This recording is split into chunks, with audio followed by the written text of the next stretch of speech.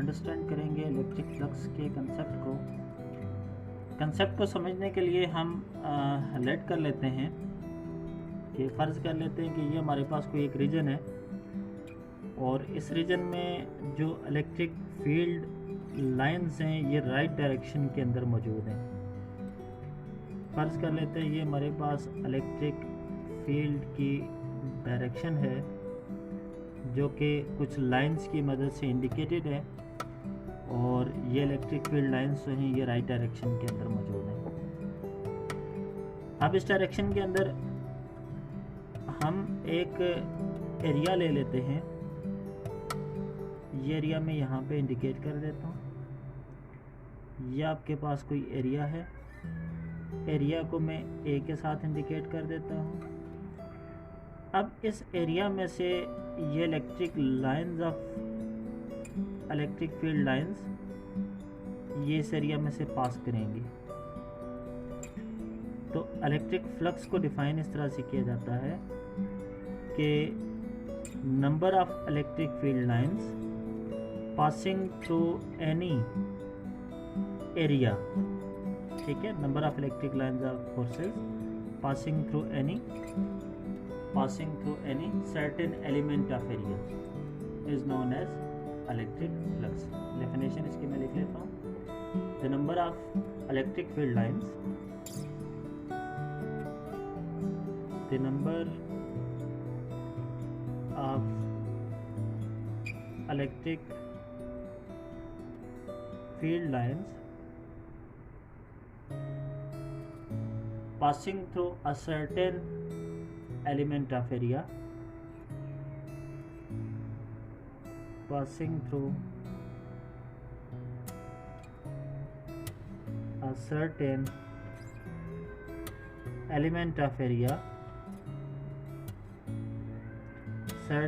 element of area, is known as electric flux,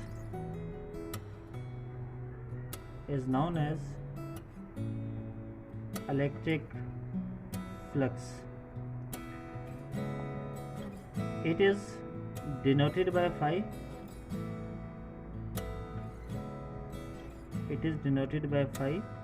इसको एक Greek letter phi के साथ इंडिकेट किया जाता है। मुराद इससे ये है कि किसी भी एरिया से गुजरने वाली नंबर ऑफ लाइंस को इलेक्ट्रिक फ्लक्स का नाम देते हैं, ठीक है, और इसको इंडिकेट किया जाता है फाई के साथ। Mathematically, it can be written as phi is equal to E dot A,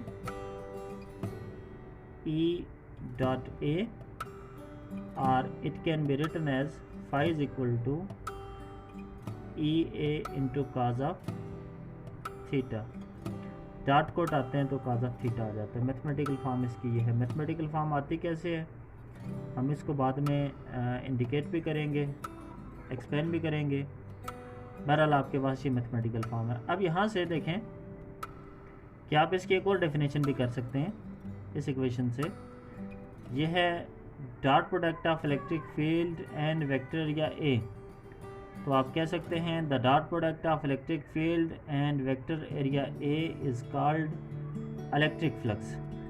The dot product of electric field and vector area A is called electric flux, and mathematically it can be written as phi is equal to E dot A, ठीक है। तो mathematically हमने ये right कर लिया। अब यहाँ से देखें कि ये भी वेक्टर है, ये भी वेक्टर है, इन दोनों का डॉट लिया, दो वेक्टर्स का डॉट प्रोडक्ट लेंगे तो आपके पास हमेशा जो रिजल्टेंट क्वांटिटी आती है वो हमेशा एक स्केलर क्वांटिटी होती है। इसलिए फाई के ऊपर हमने वेक्टर का साइन प्लेस नहीं किया। तो ये आपके पास एक स्केलर क्वांटिटी है, इसके जो है वो डायरेक्शन नहीं होगी। आप इसको कम्प्लीटली मैग्नीट्यूड के साथ इंडिकेट कर सकते हैं। तो phi is the dot product of two vector quantities mean electric field and vector area A, so it is a scalar quantity and it can completely described by a magnitude and a unit only, ठीक है। Unit की अगर बात करें तो unit formula से ही develop की जा सकती है। इधर ही मैं एक्सप्लेन कर देता हूँ। Unit of phi is equal to, electric field की यूनिट होती है न्यूटन पर कूलम और एरिया की यूनिट होती है मीटर स्क्वायर। इसकी यूनिट आ जाएगी न्यूटन मीटर स्क्वायर पर coulomb. It is the SI unit of electric flux. ठीक है, अब फ्लक्स की दो कैटेगरीज हैं।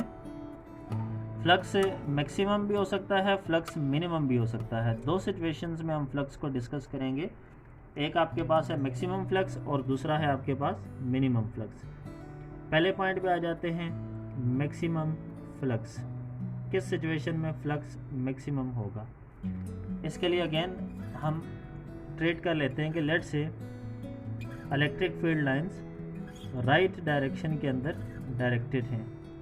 ठीक है, ये जो लाइंस हैं ये इलेक्ट्रिक फील्ड लाइंस हैं जो कि राइट डायरेक्शन के अंदर हैं। इलेक्ट्रिक फील्ड लाइंस ये राइट डायरेक्शन के अंदर है और हम इनके रास्ते में एक एरिया प्लेस कर देते हैं। ठीक है, एरिया इस तरह से प्लेस करना है कि एरिया परपेंडिकुलर रखना है। ठीक है, ये आपके पास आ गया एरिया और ये हैं आपके पास इलेक्ट्रिक फील्ड लाइंस। आप देखेंगे इलेक्ट्रिक फील्ड लाइंस की डायरेक्शन तो ये है, electric field lines right direction के अंदर ट्रेवल कर रही। इनकी डायरेक्शन ये, ऊपर एरो हेड भी लगा देता हूँ क्योंकि विद डायरेक्शन हम इंडिकेट कर रहे हैं तो एरो हेड लगा दिया।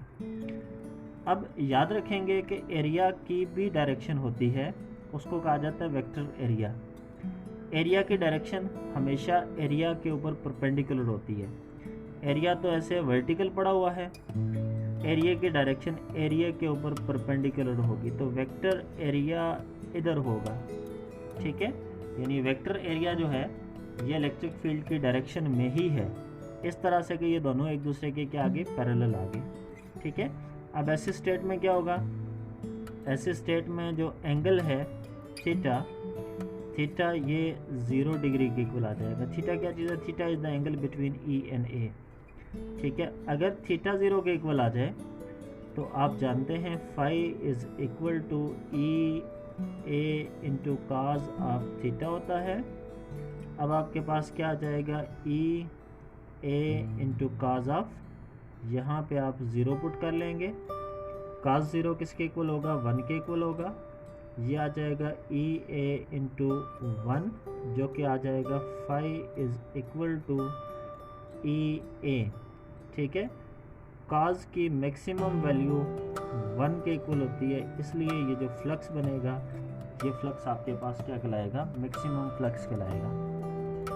तो ज़रा सुनिएगा, अगेन बताता हूँ। मैक्सिमम फ्लक्स से क्या मुराद है कि when area is placed perpendicular to the electric field lines, मैंने एरिया कहा, एरिया वेक्टर नहीं कहा।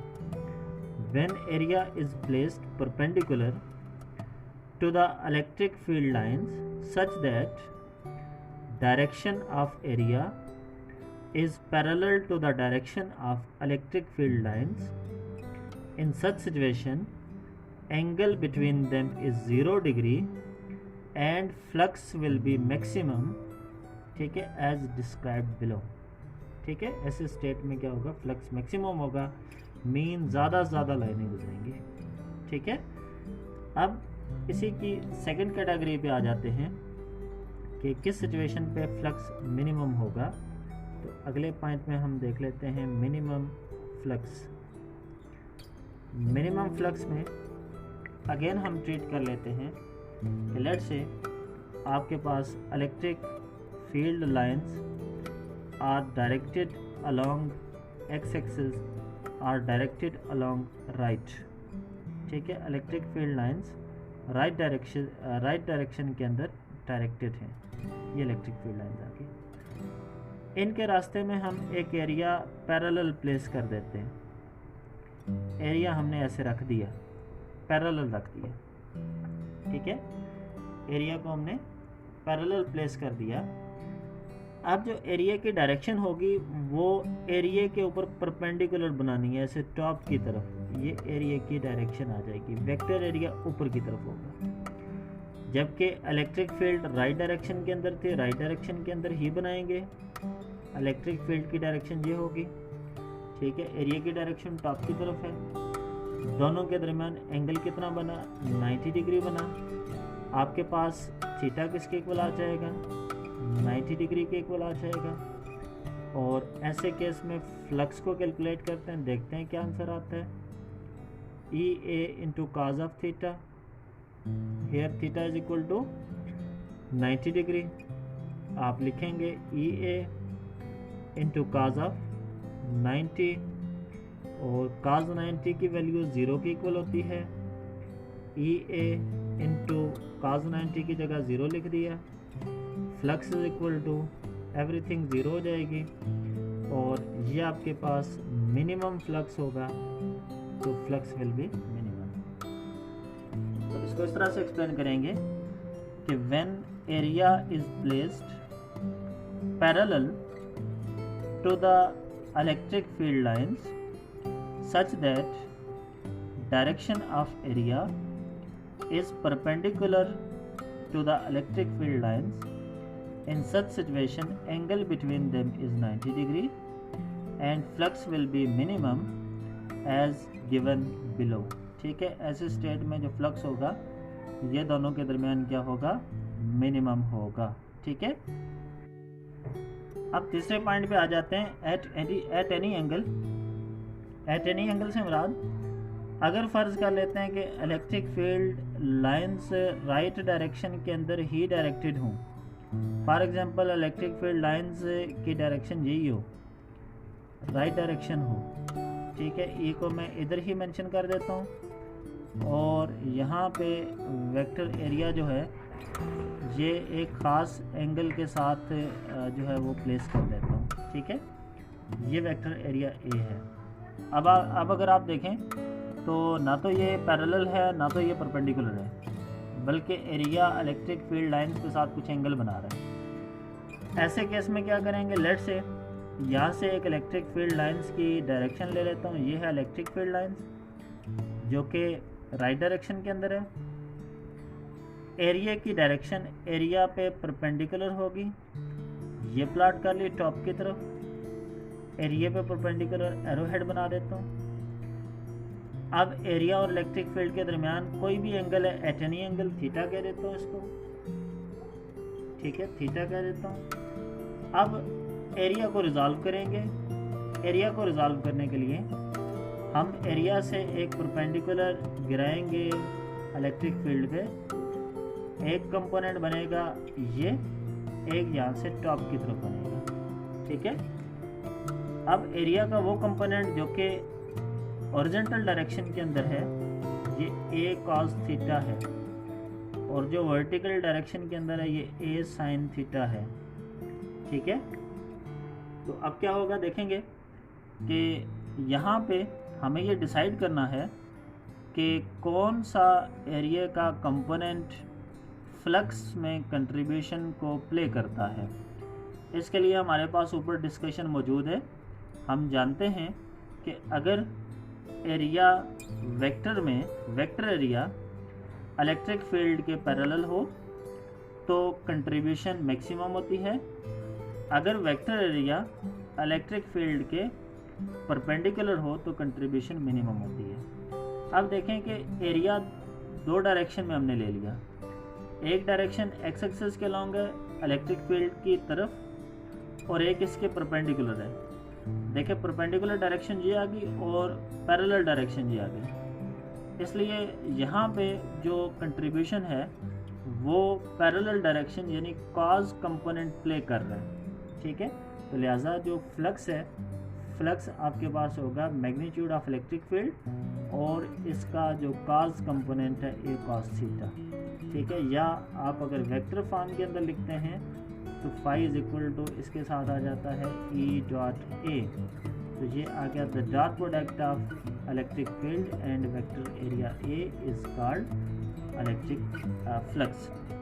बाज़ औक़ात इसको फाई ई के साथ इंडिकेट करते हैं। ठीक है, फाई ई से मुराद है इलेक्ट्रिक फ्लक्स, क्योंकि अगले चैप्टर के अंदर आप देखेंगे मैग्नेटिक फ्लक्स को, तो वहाँ पे मैग्नेटिक फ्लक्स के लिए भी फाई यूज़ किया जाएगा, लेकिन सब्सक्रिप्ट में आप फाई बी को यूज़ करेंगे तो फाई बी मैग्नेटिक फ्लक्स को शो करेगा, यहाँ पे फाई ई है, फाई ई इलेक्ट्रिक फ्लक्स को शो कर रहा है। Is it clear? तो डॉट इसलिए आएगा कि यहाँ पे काज कंपोनेंट रिस्पॉन्सिबल है, तो इसलिए यहाँ पे आपके पास क्या आ जाएगा, डॉट आ जाएगा। तो यहाँ से दूसरी डेफिनेशन बन जाती है, the dot product of electric field and vector area A is called electric flux and mathematically it can be written as phi is equal to E dot A. Example लेट कर लेते हैं कि फ़र्ज कर लेते हैं आपको कहीं इस तरह का कोई प्रॉब्लम दे दिया जाए कि इलेक्ट्रिक फील्ड वेक्टर फॉर्म के अंदर दी जाए, E is equal to 4I + 3J, ठीक है, न्यूटन पर कॉलम, ऐसा यूनिट्स के अंदर आपको ये वैल्यू दी जाए और एरिया भी आपको वेक्टर फॉर्म के अंदर दिया जाए विद ऐसा यूनिट्स इन मीटर स्क्वायर, यानी I + 7J, sorry 7K, J वाला कंपोनेंट नहीं है। तो अगर कहा जाए कहीं find phi E electric flux, तो सिंपली आप फार्मूला यूज़ करेंगे as phi E is equal to the dot product of electric field and vector area A. Electric field की जगह पे लिखेंगे 4I + 3J, डॉट ले लेंगे I + 7K को। तो आप जानते हैं कि डॉट प्रोडक्ट में I वाला कंपोनेंट I वाले के साथ, J वाला J के साथ, K वाला K के साथ देखेंगे। I वाला I के साथ मल्टीप्लाई कराएंगे, 4 1 टाइम 4 हो जाएगा, 3J और उधर 0J है, ठीक है, +0, और K वाला K के साथ 0 + 7, सॉरी 0 × 7, यह आ जाएगा 0 विच इज़ इक्वल टू 4। और यूनिट आपने क्या पढ़ी थी, न्यूटन मीटर स्क्वायर पर कॉलम, ठीक है, न्यूटन मीटर स्क्वायर पर कॉलम जो कि इसकी यूनिट थी। तो इस मेथड से आप किसी भी प्रॉब्लम को सॉल्व कर सकते हैं। तो देखें आपके पास ये जो आंसर आया फाइनल, ये आंसर आपके पास किस फॉर्म के अंदर है, ये विदाउट वेक्टर नोटेशन है। इसका मतलब है ये आपके पास एक स्केलर आंसर आ गया, ठीक है। तो ये आपके पास फ्लक्स का लेक्चर था। इसमें मेन 3 चीज़ें याद रखिएगा, फ्लक्स की डेफिनेशन और मैक्सिमम फ्लक्स और मिनिमम फ्लक्स, ठीक है, और एट एनी एंगल पे आप फ्लक्स की जो जनरल फॉर्म है उसको कैसे ड्राइव करते हैं। ठीक हो गया? तो उम्मीद है यहाँ तक आपको क्लियर हो गया होगा। नेक्स्ट इंशाल्लाह हम इसे अगला लेक्चर डिस्कस करेंगे। यहाँ तक अगर कहीं कोई कन्फ्यूजन होती है तो वो आप डायरेक्टली मुझसे पूछ सकते हैं, ठीक है। यहाँ तक हम इसको स्टॉप करेंगे। अपना ख्याल रखिएगा। अल्लाह हाफ़िज़।